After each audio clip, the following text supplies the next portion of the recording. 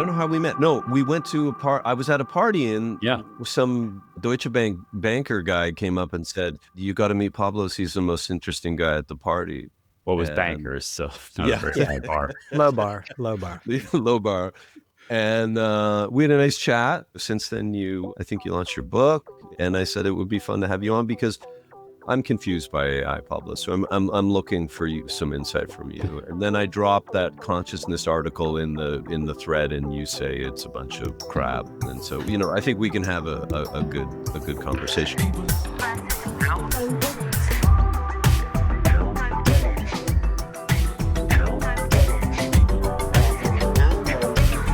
I should do the whole welcome to People versus Algorithms. This is a summer edition. We are joined by Pablos Holman, also joined by Troy Young. Alex is not here. He had a hard stop. Pablos is a technologist. You're an investor. You're a hacker, from what I read. We just met. I read about the lasers and the mosquitoes, and I thought it would be really good to really get into what's going on with AI with someone who understands it better than me, at least. I don't want to speak for Troy. Pablos, do you want to Sure. give us your CV? Yeah, I'm a computer hacker who defected to working on hacking everything but computers a long time ago. So helped start Blue Origin, which is a spaceship company. And then I started a lab with Nathan Myhrvold called Intellectual Ventures. Bill Gates was there, backed a lot of our projects and invented stuff with us as well. And we got 6,000 patents on our own inventions. And so that's all over the map. Every kind of thing, the thing we're most famous for is a machine that can find mosquitoes and shoot them down with lasers. But we also invented a nuclear reactor that's powered by nuclear waste and a machine to suppress hurricanes and all kinds of other wild stuff.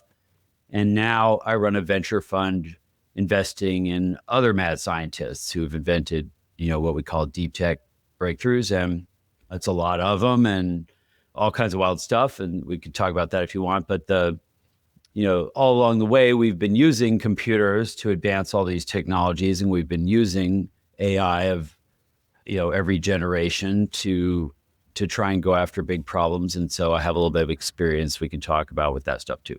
Okay, so the serious tech stuff, not the Web 2.0 stuff, right? I think the SaaS holes kind of... Well, I wanted to talk about B2B SaaS. But I want to talk about something more superficial just before we wrap up the interview, because your signature, move is the glasses, right? And, well, so much I just need glasses, and I found good ones. But yeah, a long time ago, like 20 years ago. I've been wearing the same ones for like 20 years because they're the best glasses ever made, and you can't break them. So, and they're made out of titanium. But and so since I've been wearing them so long, people think that they're just part of me, and so they ended up on the cover of the book. So that's good. It's a branding thing. I didn't know what branding was when I started wearing these glasses, but I've been told. So it's funny because I was in Italy just until this morning, and there's a lot of guys who wear those bright like red glasses and whatnot. Usually they're bald, and I asked my wife, I was like, "You didn't think maybe you didn't get for Troy? I could become like a bright red glasses guy?" And she's talking about like those gas station glasses. No, the like Seth Godin has. Yeah, there you go. Okay, it's a look.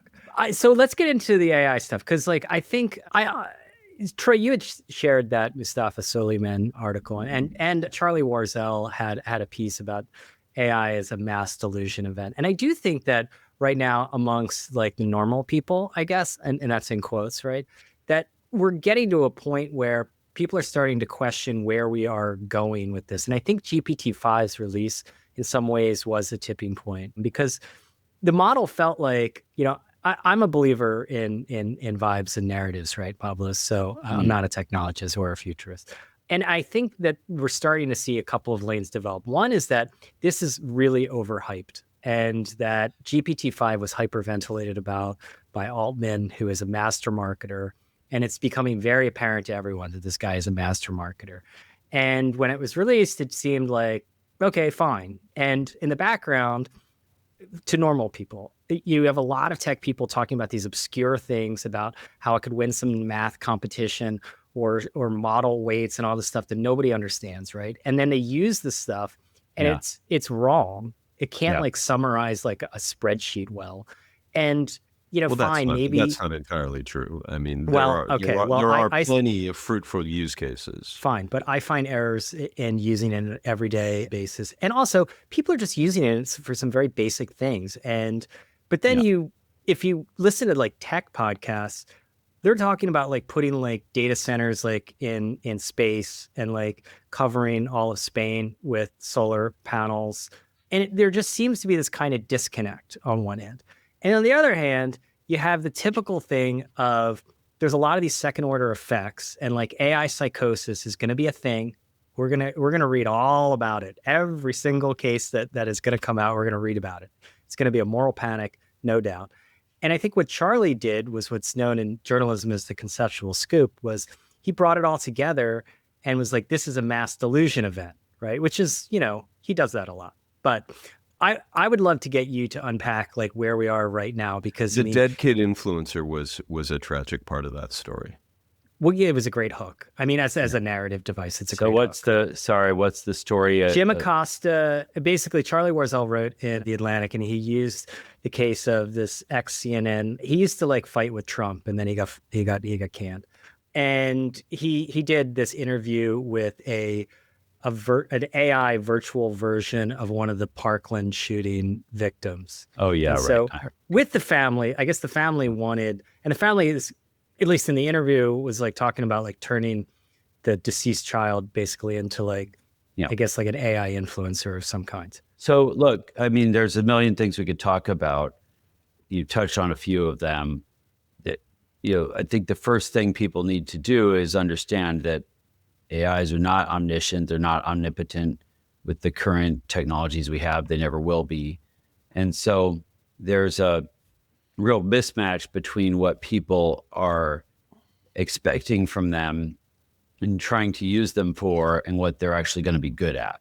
And so that's got to get sorted out over time.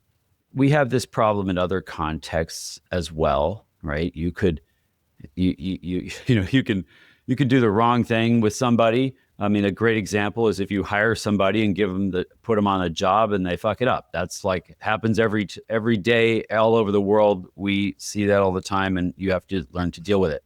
That's kind of what's going on here. Is we're giving these things giving them a task that they're not really built for. Now, it doesn't help that some of the folks building them are being disingenuous about what they're good for and sort of overstating what they're good for, while also using very hedgy language to give themselves an out when things fail. But I think this is just a process that we have to go through, and you got to learn what you can count on the thing for. If you hire somebody or start working with somebody, you have to sort of feel them out and figure out what they're good for and figure out what they suck at. And what are they good for, Pablo? What are they great at? So an LLM, which is the thing that, everybody's wound up about right now, is kind of the first AI that speaks English. Before LLMs, you had to have a PhD to understand an AI. But this one speaks English, and so everybody can interact with it. So, any old muggle can use it instead of just the wizards. So now we're at a point where you've got to, those people have to learn. That means all of us have to sort of learn what is it good for. Well, an LLM, you've been beat over the head about this a lot of times, is just trained on all the stuff humans have ever written.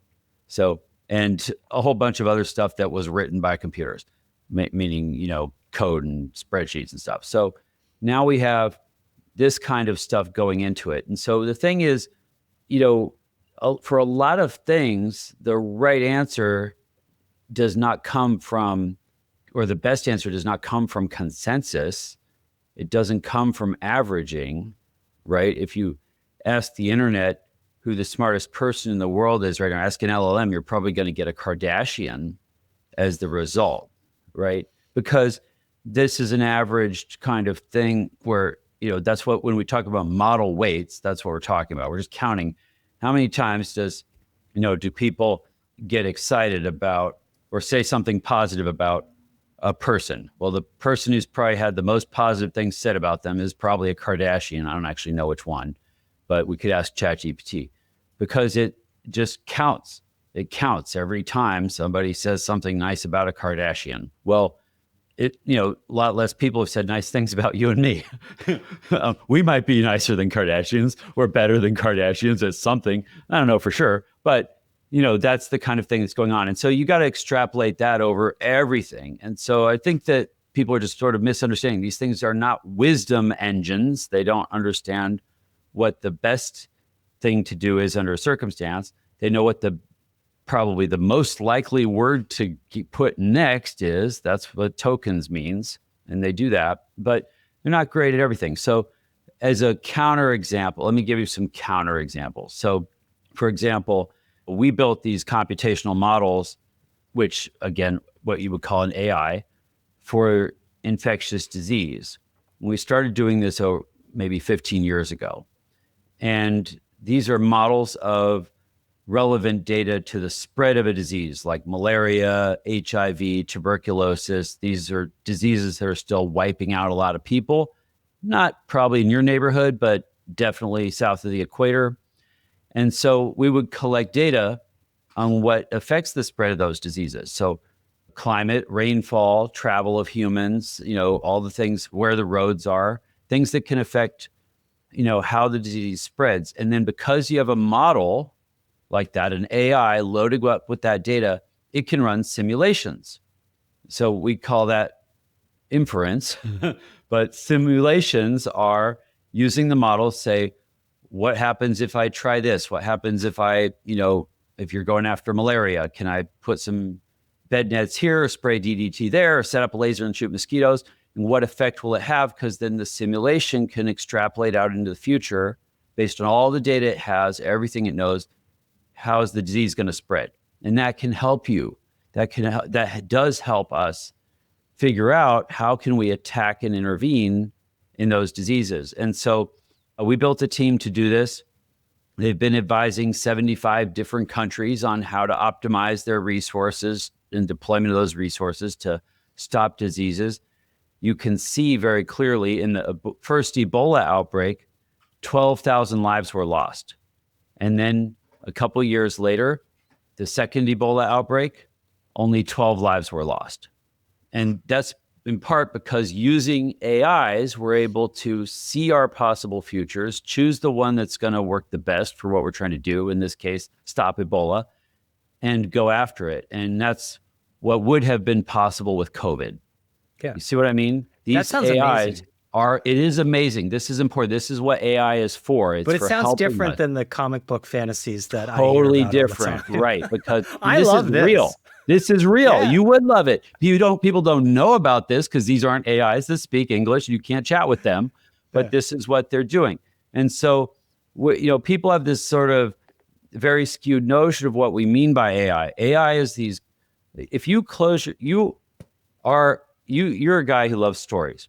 You probably you do have a model that you've trained in your head, and it's trained on everything you've ever seen, everything you've ever read, every conversation you've ever had. If you close your eyes and think about, okay, imagine laying in bed with the lights off. Which way is the door out your bedroom? If you open that door, what do you see? Which way do you turn to go to the bathroom? Like, you have trained a model. You have that answer. I don't know where your bathroom is. I have that model for and Troy has it too. Everybody has that. Yeah. So you've trained a model, and then in the moment when it's time to go to the bathroom, that's inference. You just don't think about it. You get up out of bed and go to the bathroom. So that's what's going on. Is humans are training a model in our mind. We're really good at it. Mine is different than yours. Everybody has trained a different model. And all of these models are out there floating around in the world, competing with each other for access to food and chicks. So then what happens is, in a computer, we've gotten to the point now where we can train it. We can train models in that computer of our world. Now, LLM is trained on our world of language and increasingly world of, cat images. But what we can do is train those models to understand more important things about our world. So, for example, Google Maps is an AI you've been using for 15 years, right? We don't call it an AI, but it's got a model of all the roads. It's got data on all the traffic.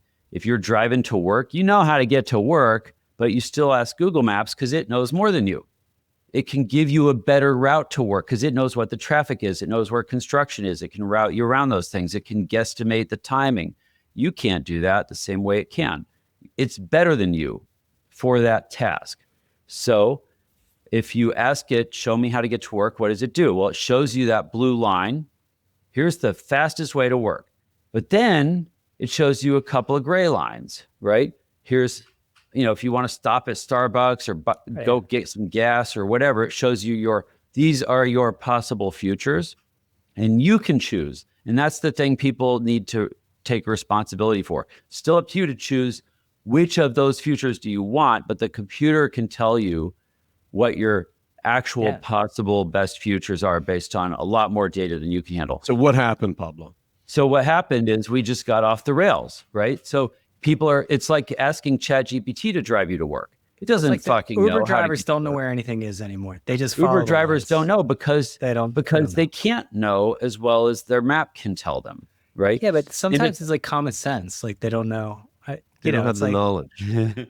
Well, you would second guess your own common sense. I do that when I'm driving, right? I'm literally there's nothing more frustrating than where you're like, I know where this is, and I'm actually getting lost because like I'm following. Anyway. Yeah, or you're getting there faster because you're following the map. So Pablo, we made this thing into our therapist. We made probably this prematurely thing into our teacher. Possibly prematurely. We are trying to make it into our friend and, characters that provide companionship. Yeah. We are doing all kinds of unholy things with your little model generator. Yeah. I think I it's like the probably malaria stuff. premature. I like the Ebola, surveillance. I like that in the mapping. But it's more this other importantly, stuff. Pablo, you're like a financial guy now, okay? So we have the global economy teetering on the economic potential of all of this compute and all of this technology, right? Like what Charlie said in that article is basically, it's okay. It's good for some things. It's fine. But like the way and we classically do this, we do it in America more than anywhere. The pendulum swings so far in America. It's the defining characteristic of America to me. But it now has become like, it just, obviously for people that lived through the dot-com implosion of the early aughts and late 90s, it feels really reminiscent. And I'm wondering, like, where does it go? What if it's not as good as we think it is? Is it just a question of time? There's lots of speculation as to the sort of effective ROI for this thing that you just described inside of corporations. Don't know. And the social side of it is obviously incredibly unpredictable. But where do you think, what happens next? Well, I think what you're expressing is just a kind of totally reasonable, frustration and confusion. Everybody wants to know where it's going to land. We don't know where it's going to land, but I can tell you it's going to be, it's going to be some of both. It's both going to be extraordinarily better than anyone imagines for some things, and it's going to be extraordinarily shittier than people are imagining for other things. So you get both. But right now, we're at this point where, the potential has been proven, you could say. Now, I think people are misunderstanding that. It's not just about chatting, but the potential is there to get better answers with more computation, right? So even though people are annoyed at hallucinations and stuff, the truth is the AIs as we know them today are showing that with a massive amount of computation, it can do a much better job of answering the question of what word comes next, right? That's the job of the LLM, and it is doing that at a way better rate than has ever been possible before with all of our other old shitty computers with crummy algorithms and terrible tricks and not enough data.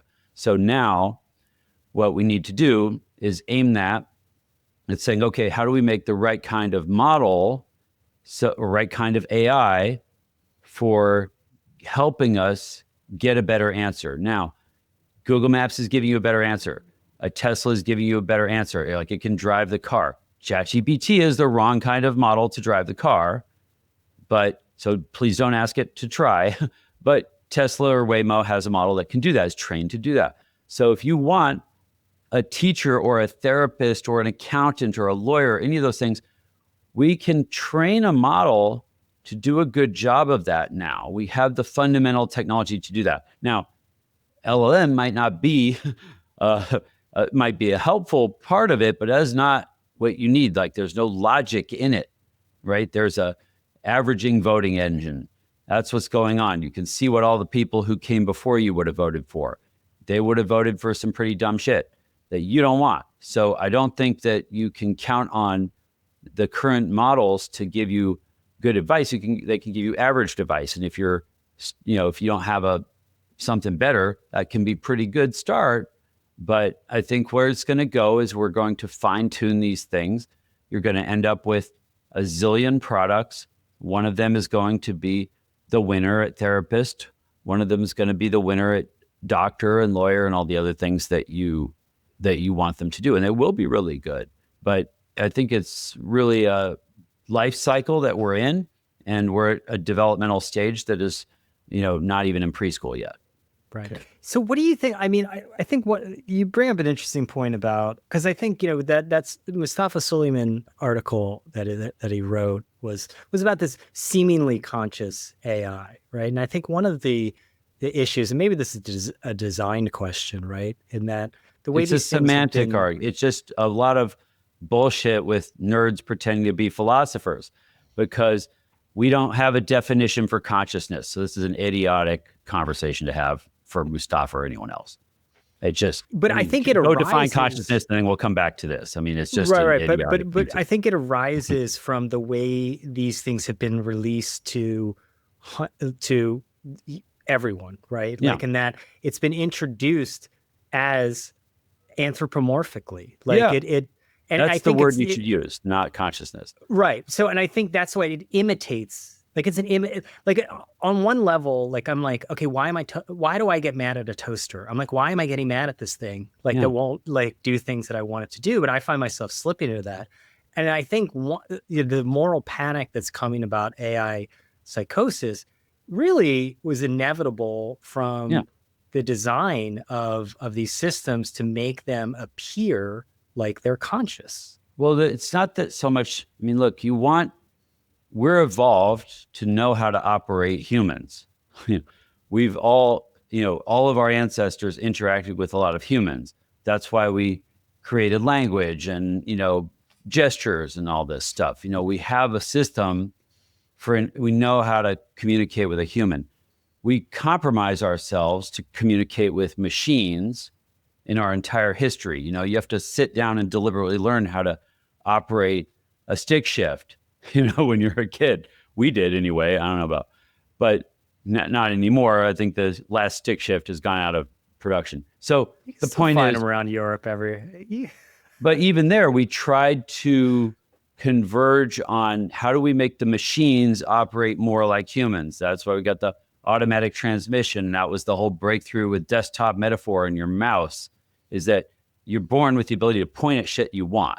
So a mouse controls a pointer, and you just point at shit you want on your computer. You're still doing that on your Mac, on your phone. You just point at the stuff you want, because that's what humans have. And so we've been wanting to make our computers better and better at operating like the people and understanding people. And that's what's going on. And now that the computer can speak your language and understand your language, you can interact with it the way you would interact with a human. That does not mean it's a human. Not all humans are the same, and we understand that. We learn that we talk to kids differently. We expect something different from our lawyer than our frat buddies.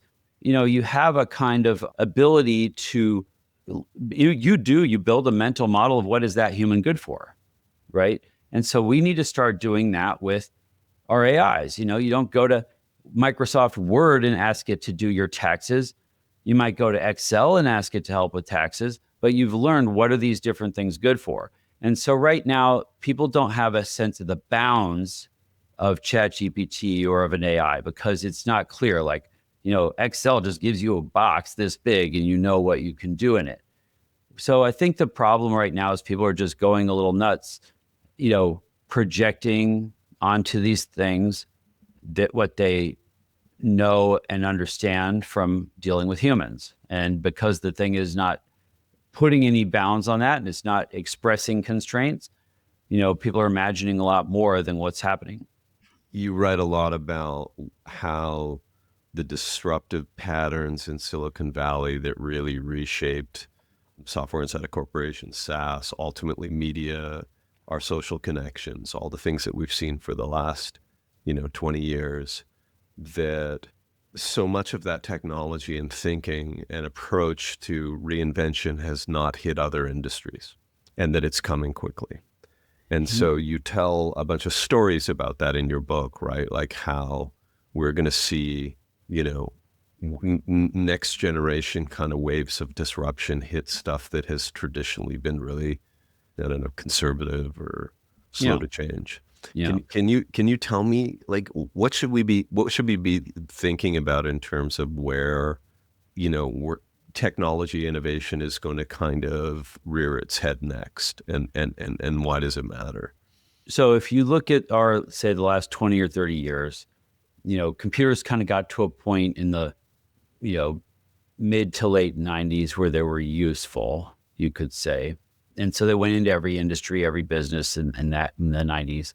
And then with the internet, they started to get a lot more useful. So they started to go not only businesses, but also people's homes more and more, eventually onto people's laps and into their pockets and pretty soon onto their glasses.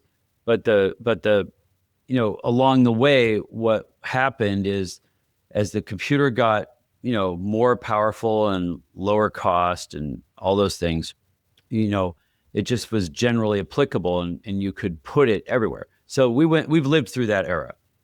But and what happened in the last 20 years especially with SaaS, what we think of as kind of a SaaS epoch here, is we were able to go make software companies, startups really, that could replace entire industries. And you've seen that in every industry that is basically a data or information business, because computers just smoke it at information. They love it. So you could make software that could go and disrupt insurance and, billing and, Taxis, Zoom and Slack and even taxis, which turned out to be mostly an information thing. It's like, the information about like who needs a ride and where are they is basically what that business is about. Picking them up and driving them is just a small part of it. It's really about the information. So it was these were sitting duck industries, most of them, because the incumbents, like any taxi company in the world could have made an iPhone app. None of them did. And that's a really great way to think about every other industry, every other business. They have their eye on the technology that's coming? Are they trying to bring it to market, or are they going down kicking and screaming? It's always the latter. So that opportunity is created for someone who's got the new technology in their hands, that force multiplier that makes them 10x better, 100x better, 1000x better. Somebody who's wielding that can disrupt the industry. And that's what you saw with Uber wiping out the taxi industry. That's what Facebook did to media. And you guys know more about that than me even. And that's what, Airbnb has done to hospitality. That's what's going on, is we're replacing industries with startups. So that playbook is worked out, proven, highly developed in Silicon Valley. But they haven't been able to go past just the information-based businesses. What does that mean? Well, think about the stuff every human on earth relies on. That's energy, water, waste, food, sanitation, construction, manufacturing. Every single person on earth is a customer for those things. Silicon Valley hasn't touched any of them. So that's the frontier.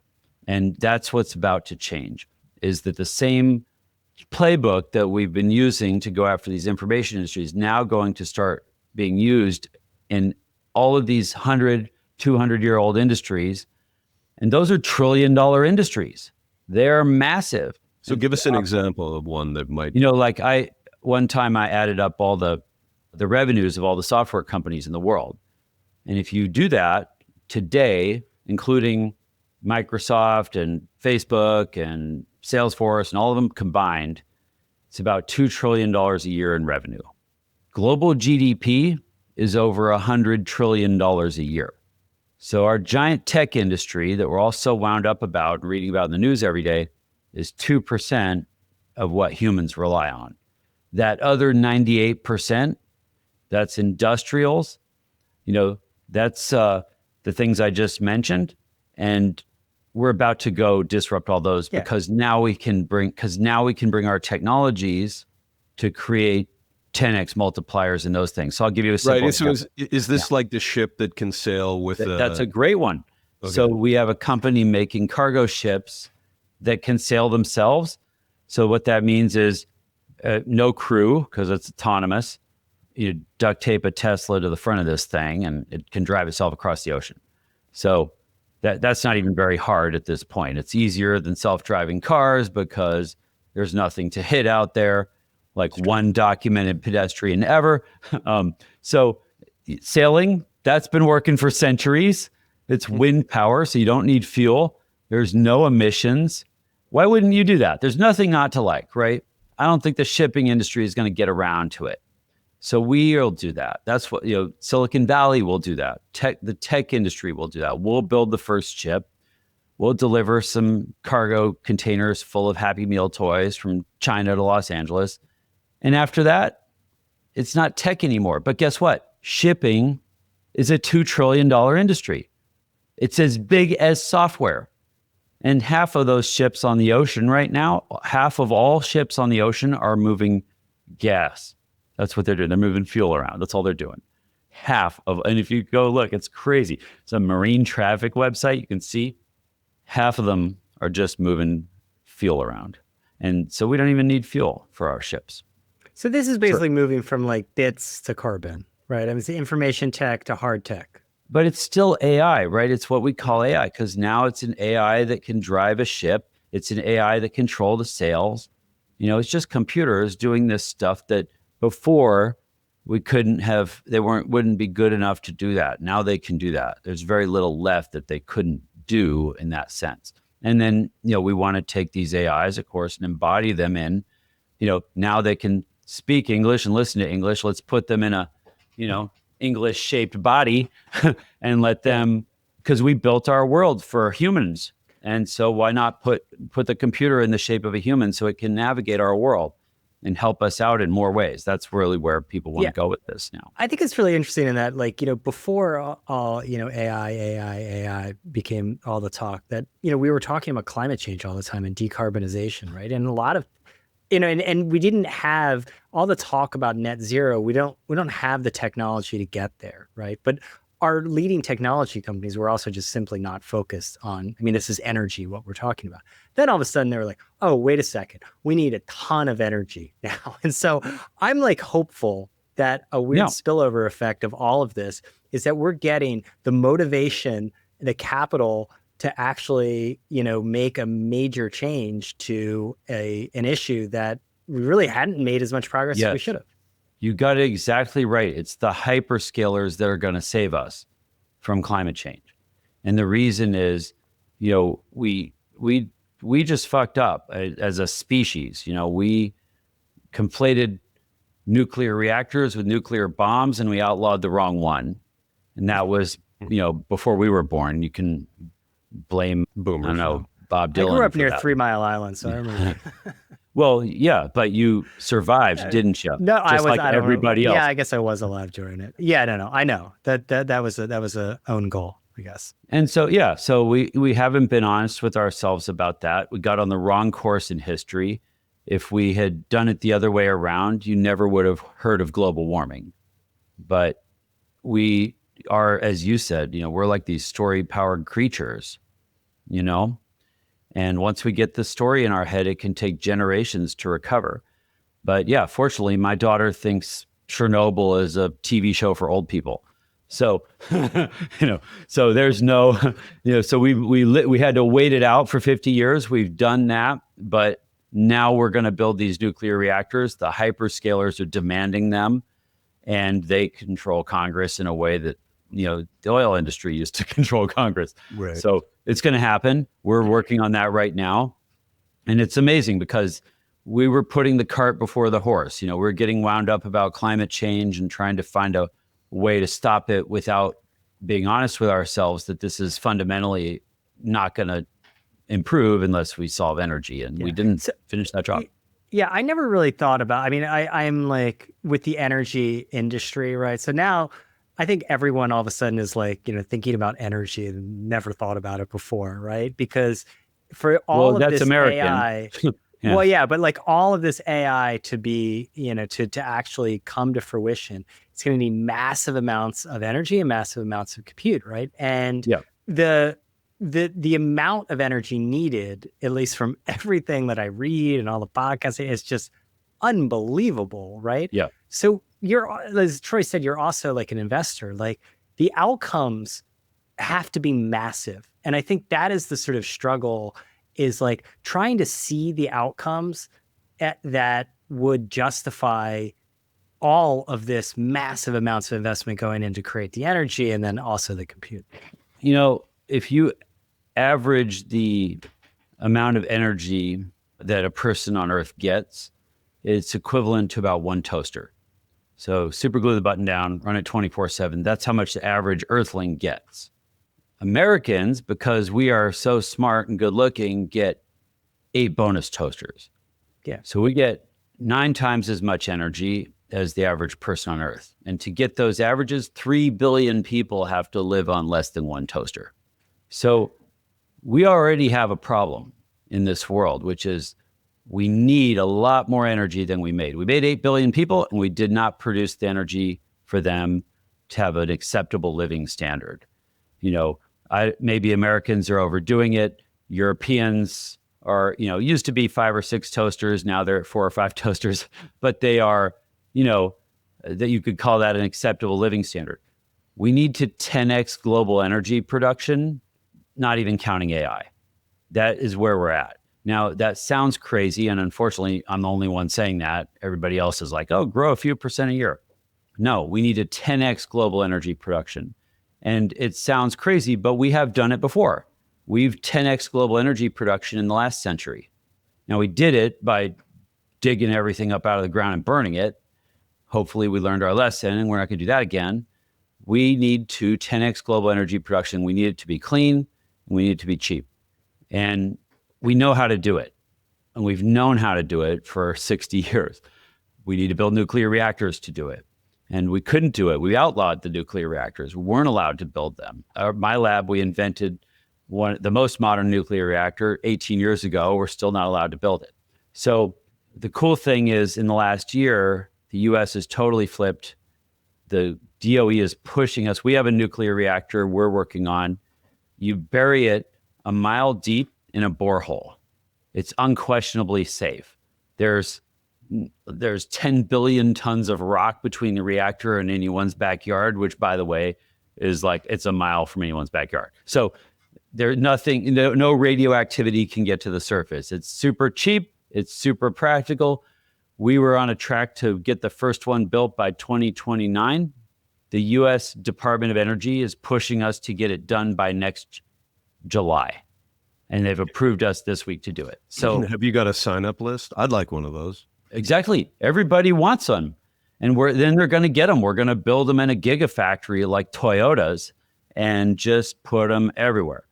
That's what's possible, and that will change the world. So we're going to do it first for hyperscalers. Maybe turned into something more nefarious. Like everything else, we're going to subsidize this by using rich people. And right now, the richest people are hyperscalers with data centers for AI. But that's going to get the cost of these things down, and we'll put them all over the world. So that's the future I'm building. You take one and do something bad with it? What could you do? I mean, it's a mile underground. I don't know how you're going to get to it, right? Like, what? Give me a scenario, I guess. I mean, somebody will think of something. Troy, you're going to be like enriching. Okay. So Brian, I'd like to move to media because I think there is an elegant off ramp here. Okay. But before we do it, I would love to know, Pablos, what technology you're most excited about and most fearful of. It could be industry specific. It could be a point solution. It could be whatever. I think just the notion of being fearful of technology is the wrong kind of relationship to have with it. Right now, I'm fearful of idiots. That's what scares me. I'm not. Came on the wrong podcast, Pablo. Yeah, I'm fearful of idiots. I'm not fearful of technologies. These are tools for us to use. A hammer is a tool I can use to smash your head or build you a home. And probably the first 100 years, all we did was smash heads. And eventually we learned, we should probably just use them for building homes. And now we do a lot more of that. So over time, humans develop a more mature relationship with technologies. We kind of got fire under control. That shit's really scary. But, we've figured out a mature relationship with it. And so it's very important to think of these things as tools. So give me a specific example of something that you think is really cool that the people could look forward to. Well, I think the nuclear reactors are the best. We have other things coming. Solar panels were kind of a miraculous invention, and we've done a great job of figuring out how to produce them at scale and get the cost down. But the relentless onslaught of night keeps fucking with our solar panels. So we have a company that's figured out they can just take the solar farm, load it up into a rocket, launch it into space, and the solar farm in space will get 8 times as much energy. It looks like nighttime in space just because we have a bad angle on it. It's actually noon in space all the time. So a solar panel in space will get sun 24/7, and then you can beam that energy down to Earth using radio waves that go right through clouds. So this is a way to make a solar panel into a baseload energy. So if you don't like the nuclear reactors, whatever, fine. We'll put solar farms in space and we can beam that energy to any city on Earth in the middle of Africa or, Antarctica if you want. And so that's what's coming. And a friend of mine and I, Pablo, had a concept for a space coffin. Coffin, good. Yeah, I love it. Yeah. We would shoot Grandpa into space. It's a great concept. Comes with an app. There was actually like a movie that into space, and it's low cost cryogenic freezing of the body, such that when we figure out what to do with a frozen body, we can resuscitate it. Moreover, on your app notifies you when Grandpa's overhead. I think this plot of Idiocracy. Is that where that came from? I don't think so. I don't know. No, it's my idea. Yeah, something like that. The most prescient movie of all time. Don't feel bad. Brian, one thing I was thinking about for Pablo related to media was, as he's become this kind of tech prognosticator and venture capitalist, he's been forced to become a media person. Oh, wait, so is that forced? It seems kind of natural. I just met Pablo. Well, he's a good talker, but he seems to be doing. He's done all the things, right? He's got the podcast. He's written a book. He's got a newsletter. He sends out little missives when he makes an investment.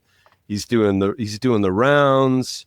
He sort of has a model. He's sort of like the Anthony Bourdain of deep tech, and so he's endeavoring to become a media personality with his own formats and point of view and all the things. Sad fate. So we could help him with that, maybe, Brian. That's one place. I'm interested in, Pablo. How do you look at like all the stuff you're working on?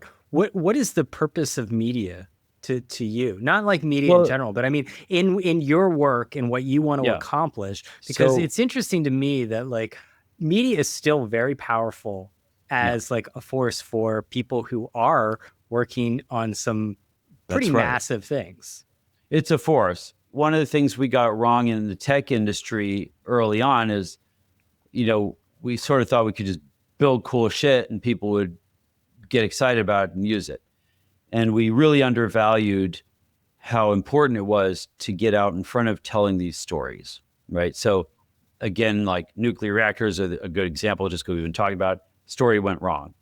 And I think that there was a moment in the tech industry that was very, very striking and memorable, where like one guy at one company started telling the story about the technology right before it came out, and that was Steve Jobs.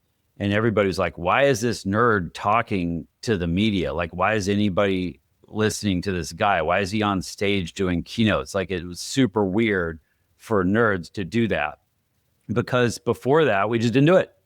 And then, with the success of Apple, every nerd tries to do it now. It's funny. It's a great point of Steve Yeah. Jobs being this inflection point in nerds doing storytelling. Yeah, and he really was. And I think it was that, I grew up with the first Apple II. I had the first computer that you could have at home, basically. And so since I was like a 10-year-old kid, I was constantly trying to convince people that, like, hey, this computer thing is going to be cool and useful, and nobody believed me.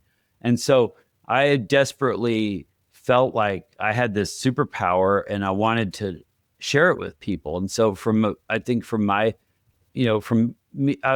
computer nerd, but I also had this weird side effect of wanting to share and, seeing that this computer could make things better for people and wanting to convince them of that. And you can see here I am, 40 years later, I'm still doing that. I'm trying to convince you these technologies are coming. Computers are going to be awesome.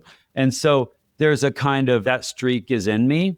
And so what I found is that to do that, I had to be able to explain these things in a way that didn't lose people, make them both interesting and compelling and accessible. I don't think, all these other assholes talking about AI are talking about transformers and tensors and deep learning and neural networks and all this shit nobody understands.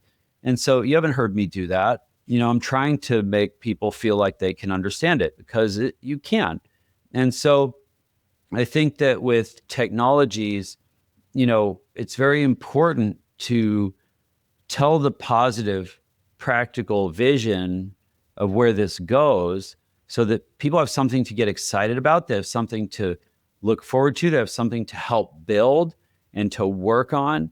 And since nobody's doing that, most of the stories are all dystopian. Yeah. But wait a minute, man, because the counterpoint here is that we were fed a bunch of bullshit. What bullshit?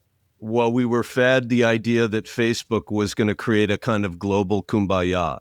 And it did. That's not the only thing it did, but it did do that. What else did it do? I mean, I don't know how much credit you give Facebook, but we absolutely think about when you were, I don't know, you grew up in Canada somewhere, is that right? Yeah, it's up north from here. Yeah, Regina, let's be specific. Yeah, the prairies, Saskatchewan. Who knows where that is?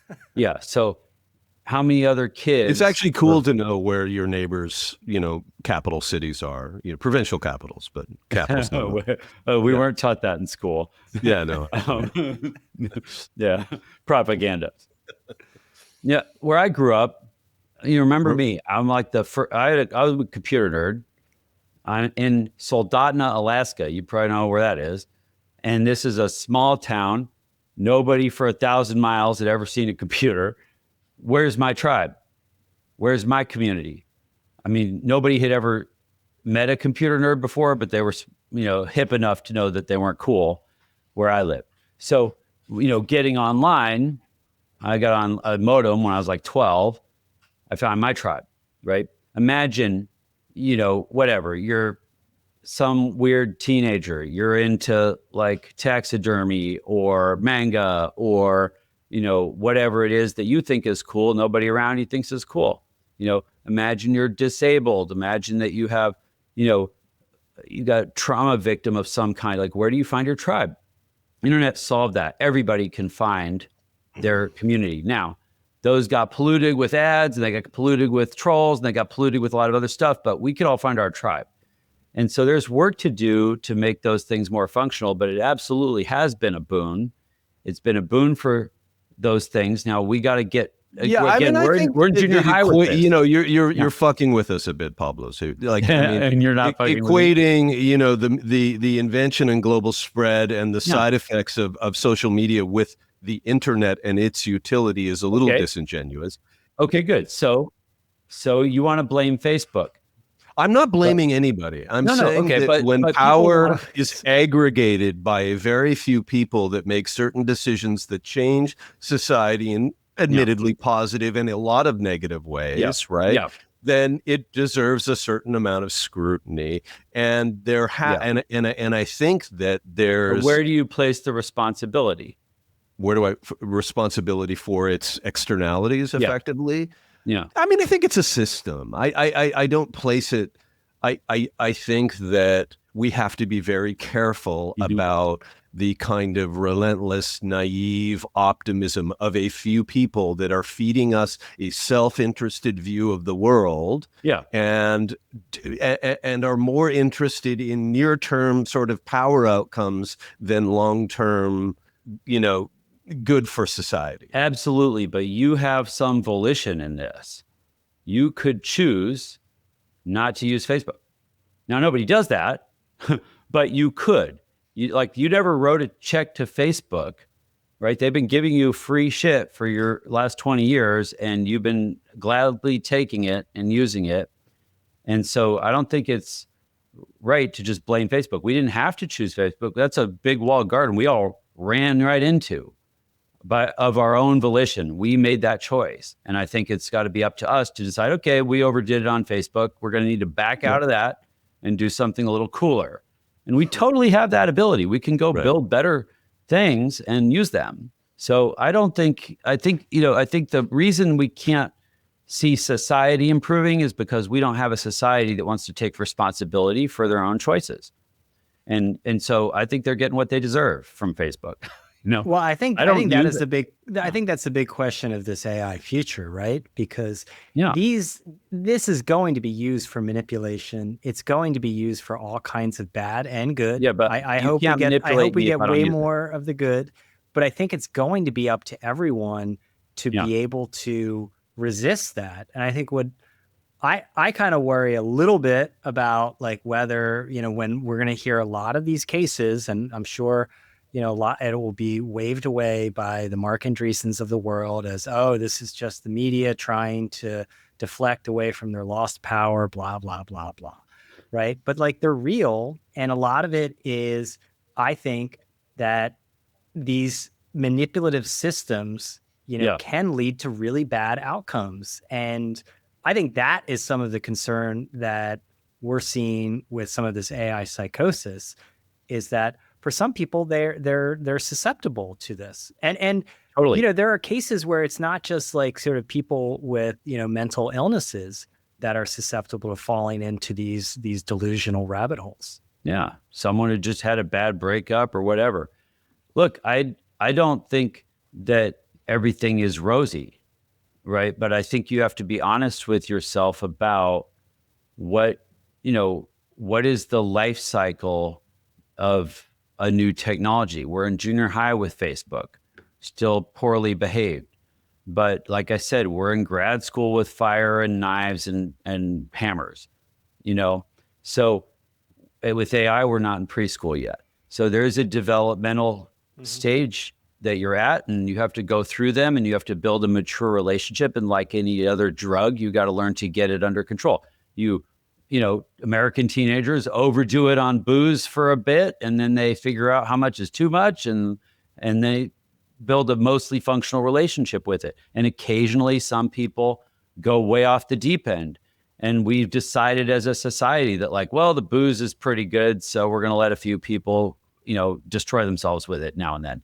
And same with highways. So you just have to be honest with it yourself and say, okay, how do we minimize the damage? How do we raise kids that can build up an immune system for these things? How do we build a functional relationship with these things? Look, I overdid it on Instagram for a couple of weeks when I got on it. Yeah. Then I learned how much is too much. It is interesting though. We regulate those things. Yeah. Well, as an individual, you regulate them. The state regulates those things. The state is not going to regulate Instagram to make it functional for you. Go to China, alcohol. That's what you want. I don't know if I want it, but like that, the state absolutely regulates things that have negative externalities throughout society. And they haven't done a good job of it. What are they doing with alcohol? What are they doing with highway deaths? I mean, they didn't regulate safety into highways. They tried, they failed. Tesla's doing it, right? So I don't think you're really being honest with yourself about like what actually works for making society better. Occasionally, a government does something. Seatbelts worked. There you go. Big win. It's a big W. Okay. All right. Seatbelts Eastern are a Europeans, cover by the story. way, often I love skip the this. seatbelt. They're still not. They're still I a little know. skeptical of that technology, I've noticed. Yeah. I didn't warn Brian that we were bringing on a Randian libertarian. Well, I it's love not it. just that. It's just that I think, look, there's no right answer. You have to recognize, like, we're in a war of all the time, like a war of, like, our species has to advance and survive and improve and get better. There's no, like, stasis. You can't just kick back and watch Netflix for your whole life and expect things to get better. And I think that too many people are trying to do that. So in my mind, like, why would you do that when there's so many cool things that we could do to make the world better? We have the best toolkit in human history. Now that we have AI, we can do things we couldn't before. Let's figure out I don't even care what future you want, just, like, go try to build it. And all of our little futures need to compete with each other. And we'll figure out which is the best one. We always do in the long run. So That's cool perspective. Now that we're approaching the 1 hour mark here, we do like to do a good product. Good products. The one that I was thinking about was this, I guess all interesting media is sort of a juxtaposition of a couple of things. And, you always see it as I always see it as a sort of Venn diagram. And I think that the Michael Wolff Instagram, I think Semaphore wrote about it a little while ago, but it struck me as being a nice innovation in format, where we take this sort of tranquil Hamptons house porn and, a reminiscent of a spread in AD, Architect's Digest. And then we connect that to, the own sort of ranting, inimitable style, calm, admittedly, of Michael Wolff, who, talks at length about the shadowy relationship between Donald Trump and Epstein and, his seemingly well-informed political sort of insider take on what's really going on in Washington. But every single shot is perfectly framed in some part of his Amagansett home, right? And I think his partner's wife, whatever, they subsequently or in parallel released another Instagram account called Our Amagansett Home. And she's clearly a good curator of spaces. And so you have this incredible garden and a beautiful quilt next to this exploding It's the house that Trump built. Thing of flowers, flowers and Murano glass chandelier and all white, ceramics in a beautifully curated in a kitchen cabinet. And do they have black hexagons too? no black hexagons. Anyway, and then you have Michael in the middle of the frame doing the Michael thing, and it exploded. It's a great media format. Okay. And it's both comforting and disconcerting at the same time. It's that juxtaposition that makes it a great product. Okay. He's obviously authoritative. And the backdrop is, you search for these things. He's like talking when you're like Trump Epstein conspiracy theories, like in his lovely garden. Is that it? Yeah, in his lovely Pottery garden. barn? And what it made me think about is like, lifestyle publications like an Elle Decor or an AD never had enough juice to make it through the internet gauntlet, right? Like they were fine as something you perused as a print publication if you wanted to redecorate your home, but they could never make it into the feed because they weren't that interesting, right? They couldn't fight in the feed. Yeah. So you had to find ways to get them to fight in the feed. And this is like the perfect juxtaposition, right? Because it's not just about content and distribution. It's about content that can carry itself, right? Content as distribution. That's really what matters now because distribution's been commoditized. I mean, despite my, ranting on your podcast here, I mean, the reason I do it is because I care. Like, I really want to get these stories out about things, people should know we can make self-sailing cargo ships. Like, nobody else is telling you that. So I feel like I have to do it.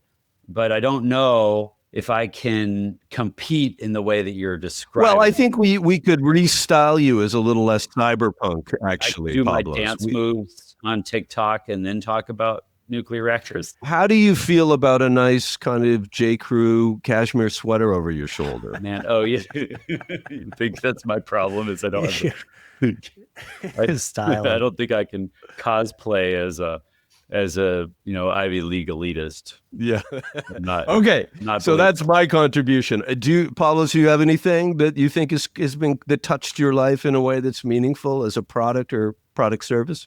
I'll give you one. Maybe you guys know this, but like on my podcast, I don't do Zoom. I don't like Zoom. I think it sets off neurological triggers that Yes, tell I'm with like, you. person is not real. You can't trust them. They're totally fake. Whereas there is an evolutionary modality or a precedent for talking to someone you can't see, because, light bulbs are 100 some years old. So before that, we were just talking to people in the dark all the time. And so I think phone calls or calls without video are actually much better conversations. But on my podcast, I won't do them online. I do them in person. And I travel so much, I just grab the smartest person I can find everywhere I go, and I record those conversations, because I'm just picking people's brains anyway. So I figure I'll record it and share it. And so my entire podcasting rig is this thing. And it's Alex has that, I think. What is it? It's Rode lav mics. So as soon as you pop one of these things out, it immediately starts recording. So you can't have any network screw ups or anything. You just grab this and clip it on somebody and clip one on me, and it just starts recording.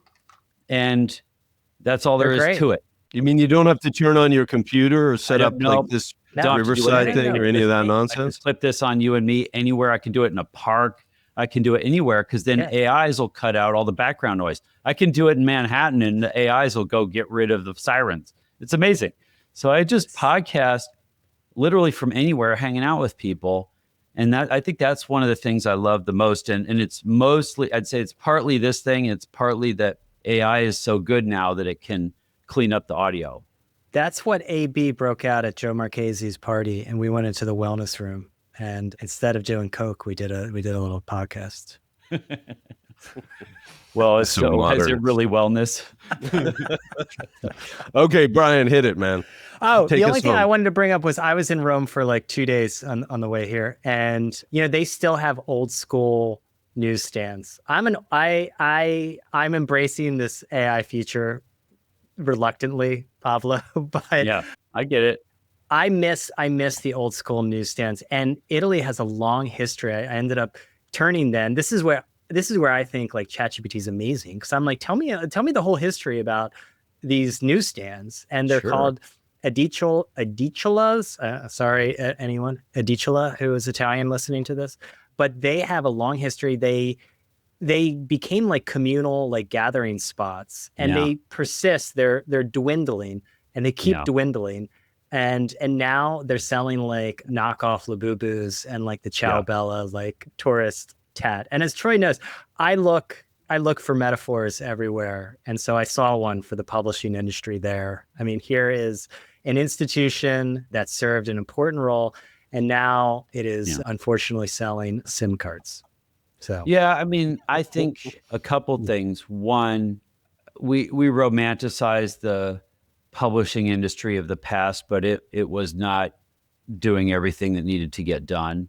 We still don't have, probably what we would want, but we are exploring and trying different things, and we need to do more of that. It's unclear that he was looking for a response. I know, yeah, and I get that. You can cut this part out, but here's where I was going.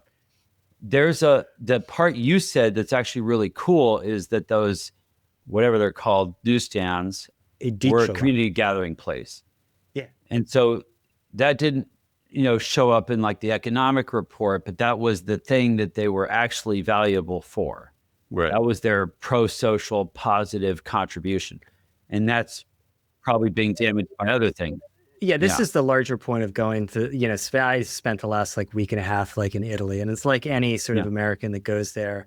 You read in The Economist about like Italy or Japan being economic basket cases, lost generations. And you go there, I'm like, this is amazing. Delightful. Yeah. Yeah. All these people like, have an aperitivo with like 3 generations of families. They live 6 years longer than we do. And I'm like, where's the failure? And obviously it doesn't show up in our GDP. Hopefully we can have both.